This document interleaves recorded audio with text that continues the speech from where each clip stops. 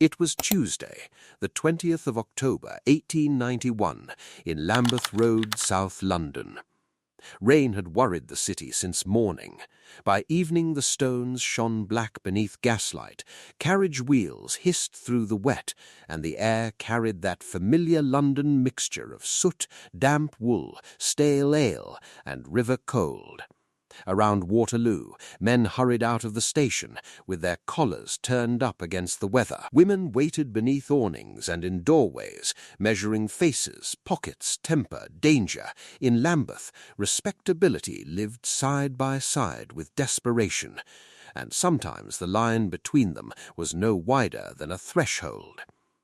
At 27 Lambeth Road, a woman named Matilda Clover was moving through what must have seemed like one more ordinary night in a life that had rarely been kind to her.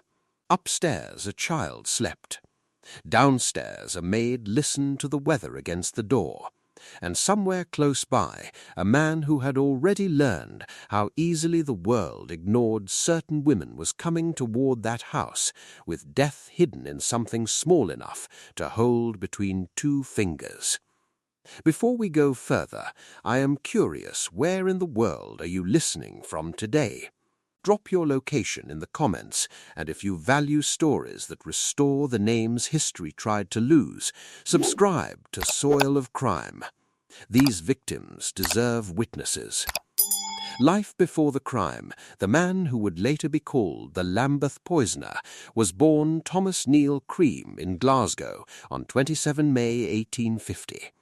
His family moved to Canada when he was still a child, and by the time he came of age he belonged, at least outwardly, to a world of ambition and respectability. He studied at McGill University, graduated in medicine in 1876, and added further training in London and Edinburgh. It was the perfect costume for a man who wished to be trusted. A physician could move through private rooms without alarm.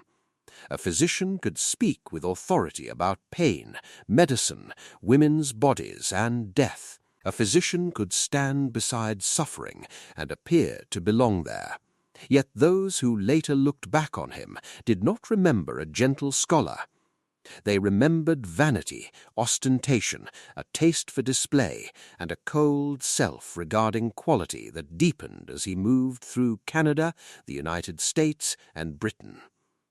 Before Lambeth, there had already been shadows behind him, suspicious deaths, abortion practice, blackmail schemes, and finally the 1881 strychnine murder of Daniel Stott in Illinois, for which Cream was convicted and sentenced to life imprisonment. Even then, justice did not hold him. After roughly 10 years, his sentence was commuted, and he walked free in 1891. Mere months later he arrived in England and took lodgings at 103 Lambeth Palace Road. Now, I want you to picture this clearly. Here was not a raving caricature, not a figure skulking outside society, but a trained doctor with a decent coat, medical knowledge, and the confidence of a man who believed himself cleverer than everyone in the room. That arrogance matters. It is there in the way he bought poison. It is there in the way he approached women he believed no one would defend. And it is there, most fatally for him, in the letters he later sent to prominent men, demanding money in exchange for silence about murders he himself had committed. Somewhere in his mind, killing was not enough. He wanted authorship. He wanted recognition. Matilda Clover was 27 years old when she died. She lived at 27 Lambeth Road, earned her living through sex work, struggled with alcohol, and was raising a 2-year-old son. That is the dry historical outline. But a life is not an outline. A life is the room upstairs, the letter left open on a table, the rush out for beer, the child who still needs feeding in the morning, the ordinary habit of returning home because there is nowhere else to go. Victorian newspapers had an easy language for women like Matilda. They called them fallen, unfortunate, degraded, outcast. Such words did half the work of violence before any poison was ever swallowed. They reduced a woman to a warning. They made neglect look natural. By the time Matilda died, one paper could dismiss her as a miserable street outcast whose life had no particular value to anybody. But that was not true. It was never true. She mattered to the child who cried for her. She mattered to the women around her who knew her movements and noticed her absence. She mattered to the maid who heard her beg in the space between convulsions to be brought her baby because she thought she was dying. There are limits to what the surviving record gives us. We do not know every dream she held in private, every hope she may once have had for a quieter life, every grief that brought her to that address. What we do know is enough to demand dignity. She was not a moral lesson placed in a gutter. She was a woman surviving in one of the hardest districts in London, trying to keep a roof over herself and her child. And on the night before she died, she believed a man called Fred had brought her protection, when in truth he had brought her agony. How did no one see what was happening? Or perhaps the more terrible question is this: how many did see and simply failed to care enough? The world they inhabited to understand this crime. You have to understand Lambeth in 1891. This was one of South London's poorest and most overcrowded quarters, dense with lodging houses, public houses, casual labour, prostitution, sickness, and the constant pressure of survival. Around Waterloo Station, the movement of money and bodies never quite stopped. Respectable London used the district and judged it at the same time. That hypocrisy is part of this story. Men sought out women in Lambeth under cover of darkness, then left them to the mercy of doctors, landladies, police, and newspapers that seldom saw them as fully worth saving. Poison belonged to this world in a disturbingly practical way. In the 19th century, substances such as arsenic, cyanide, and strychnine were still widely present in domestic and medical life, and toxicology was only beginning to catch up with the frequency of poisonings, suicides, accidents, and murders. Strychnine, often encountered through preparations such as nux vomica, was known, feared, and yet still obtainable under conditions that today feel astonishingly loose. The science was advancing. The safeguards were not advancing fast enough. This is the detail that, for me, changes everything. Cream did not need some exotic weapon from the edge of the world. He needed only the social invisibility of poor women and a medical culture confident enough to misread their suffering. In that sense, the murder of Matilda Clover was not just the work of one man. It was a crime made easier by the city around him. The Household Dynamics, No. 27 Lambeth Road, was not a private domestic haven. It was a lodging house, a porous place where doors opened late, where women rented rooms, where servants noticed things because they had to notice things, and where the boundary between safety and exposure was painfully thin. The live-in maid Lucy Rose and the landlady Emma Phillips were part of the night architecture of the house, listening for knocks, letting people in, observing without having the power to control what came through the door. Matilda rented rooms upstairs. She was, according to those who later spoke, accustomed to bringing men back. That fact, in Victorian eyes, became a license for disbelief. Yet within the house there were routines. Rose minded the child. Beer was fetched. Doors were opened and shut. Letters were noticed on tables. The man Matilda called Fred was not treated, at first, as extraordinary. He was simply one more male visitor in a district full of temporary transactions, but even routine can carry warning.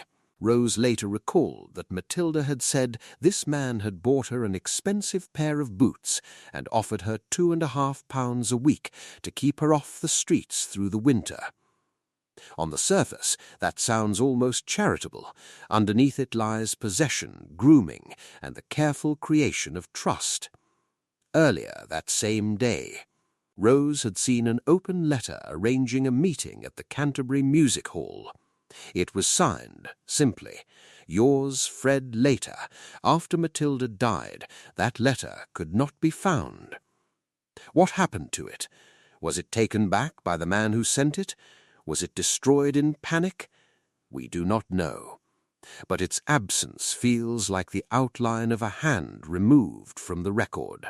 By the time the household understood something was terribly wrong, the man had gone, the pills had been swallowed, and the only witness left with full knowledge of what had happened was the dying woman herself. The warning signs had begun before Matilda. On 13 October 1891, a young sex worker named Ellen Donworth, only 19, died from strychnine poisoning after describing a tall, dark, cross-eyed man who had given her something to drink. Police leaned towards suicide.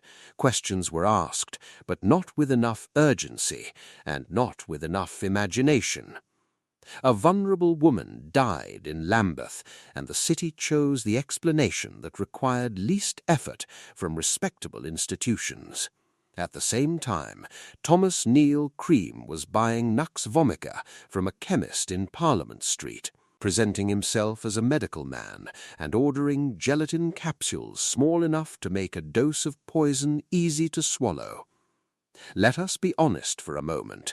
If only someone had followed that pattern more closely, how many lives might have been spared? He was also already writing letters under aliases, inserting himself into deaths that ought to have remained far from his knowledge. When a killer begins to advertise his own secrets, that is not merely vanity. It is a warning flare. The crime on the evening of 20 October 1891, Matilda Clover returned to 27 Lambeth Road with a man. Lucy Rose later described him as about 40, tall and broad, wearing a top hat and an overcoat with a cape. Matilda left him in her room while she went out to buy 2 bottles of Basset. There was nothing in that movement to announce catastrophe.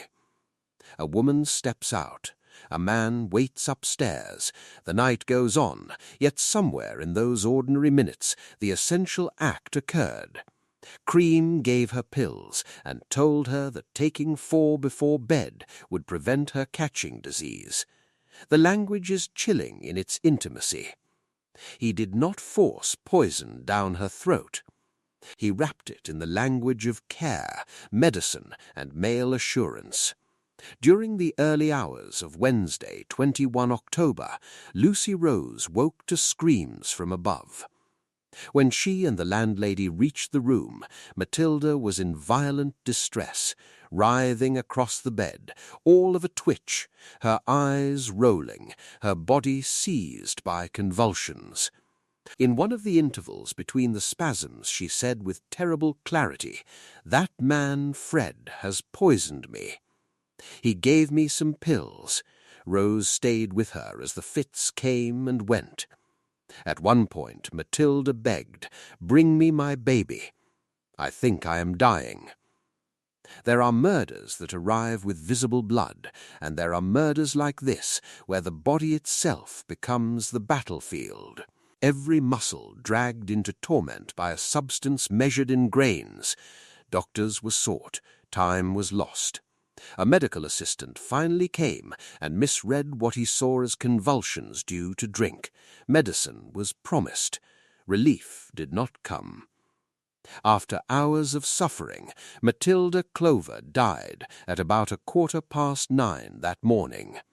Not quietly, not painlessly, not naturally. She died naming what had been done to her, and the world around her still chose not to hear. The discovery, and yet this was the cruelest part, Matilda's death did not become a murder at once. Her doctor, Robert Graham, had not been present during her last illness. Still, relying on second-hand impressions and her known struggle with drink, he signed a certificate attributing the death to delirium tremens and syncope.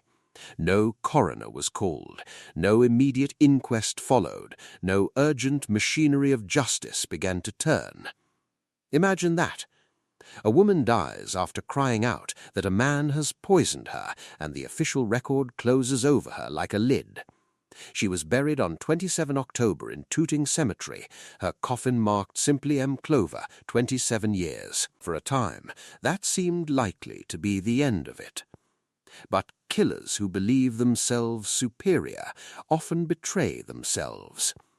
Cream could not resist writing letters accusing prominent physicians of involvement in Matilda's death and demanding money for silence. That was the crack in the surface.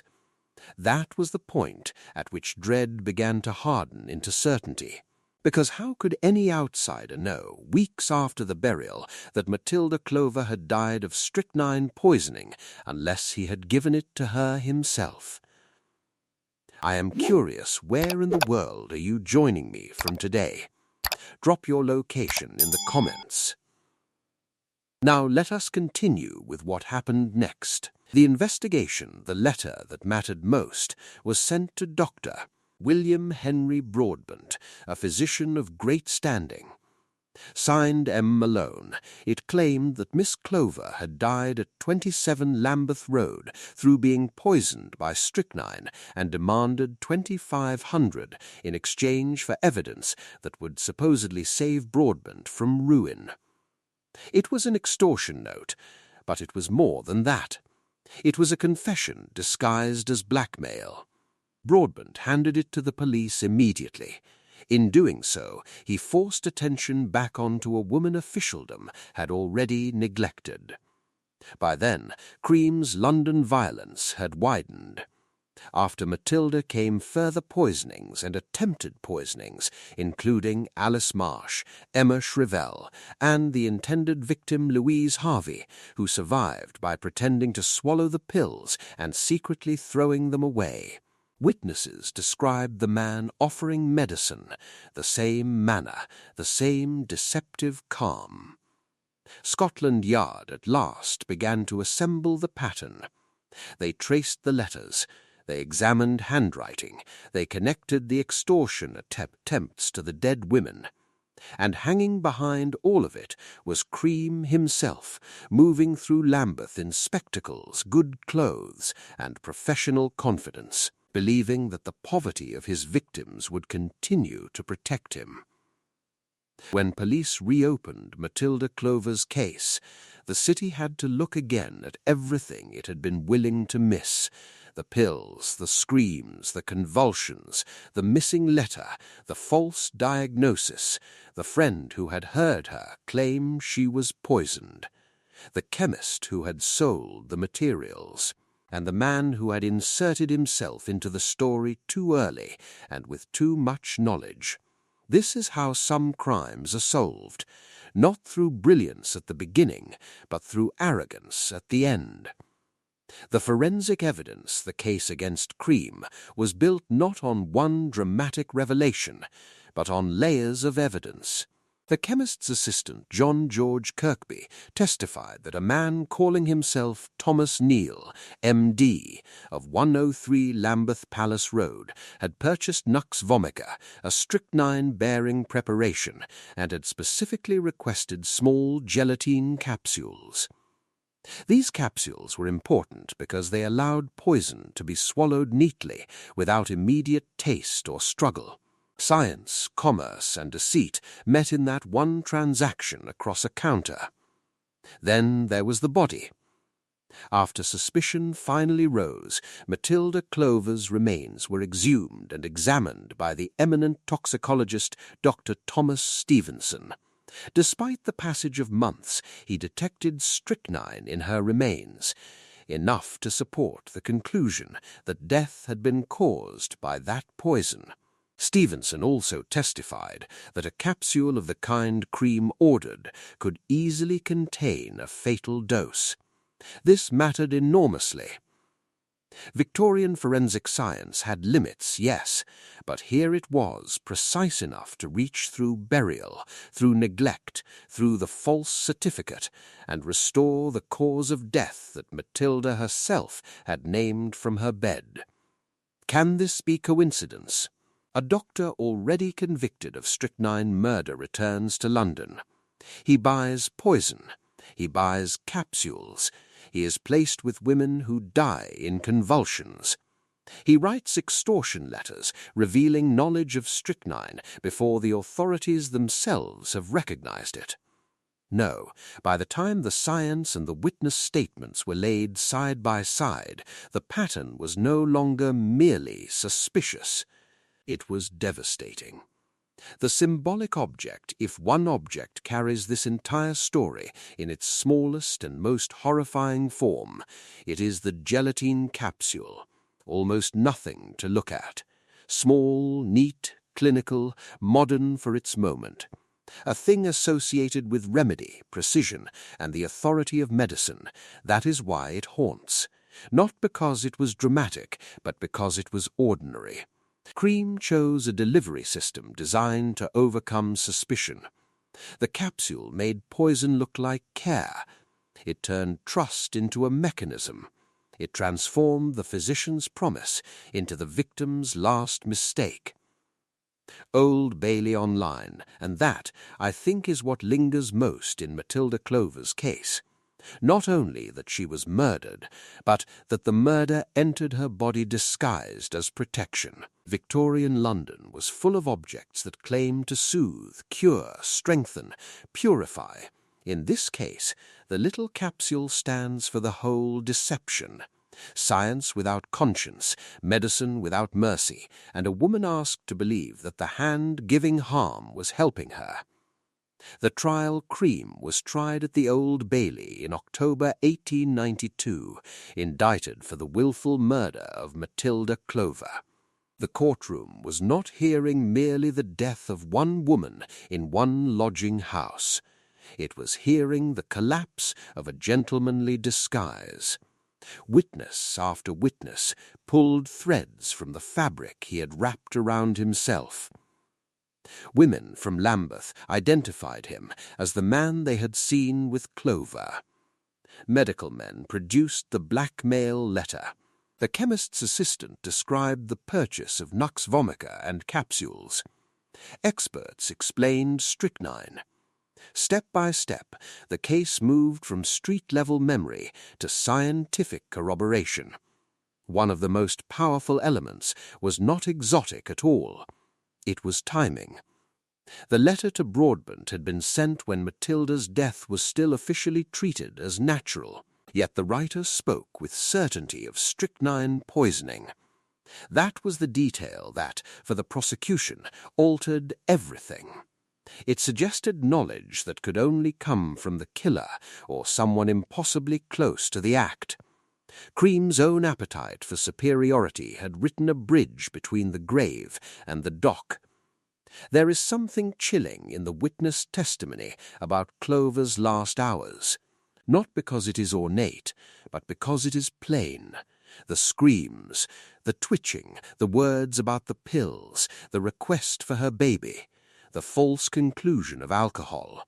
When placed before a jury, those details became impossible to look away from. The defense could challenge identification, procedure, sequence, and inference, but the totality was immense. Cream had done this before. He had used strychnine before. He had blackmailed around suspicious deaths before. Even his method of trying to shift blame onto others had precedent. The courtroom did not need theatricality. The facts had already become their own condemnation. On 21 October 1892, after a trial that exposed both his crimes and the social failures that sheltered them, the jury found Thomas Neill Cream guilty. He was sentenced to death.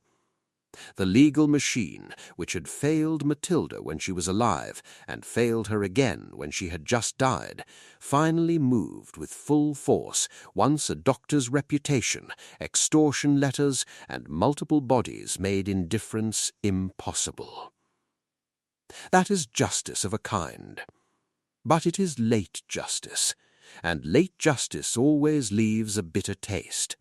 The verdict, aftermath, the verdict was guilty. The sentence was death. Less than a month later, on 15 November 1892, Thomas Neill Cream was hanged at Newgate Prison. Later legend would try to embroider his final moments with a half-spoken claim about Jack the Ripper, but that story remains unproven and probably apocryphal. It is one of those Victorian after-echoes that threaten to distract from the women actually killed. We do not need that myth to understand him.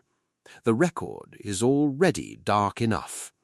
For Matilda Clover, there was no dramatic aftermath, no restored future. She remained buried in Tooting Cemetery, one among many coffins stacked in a common urban memory of the poor. Yet the trial did something the death certificate had failed to do. It said plainly, before the law and the public, that what happened to her was not drunken collapse, not inevitable decay, not the fitting end of a woman on the streets. It was murder. She had told the truth with her last strength, and at last the world was compelled to admit it. The verdict had been delivered, the sentence carried out, but the questions remained. Subscribe and tell me in the comments, do you believe justice was truly served, because the past is never truly buried? It is difficult to prove that one single reform sprang neatly and directly from Matilda Clover's death alone, and honesty matters here. But her case belongs to a broader Victorian reckoning with poison, toxicology, death certification, and the danger of allowing respectable assumptions to replace investigation.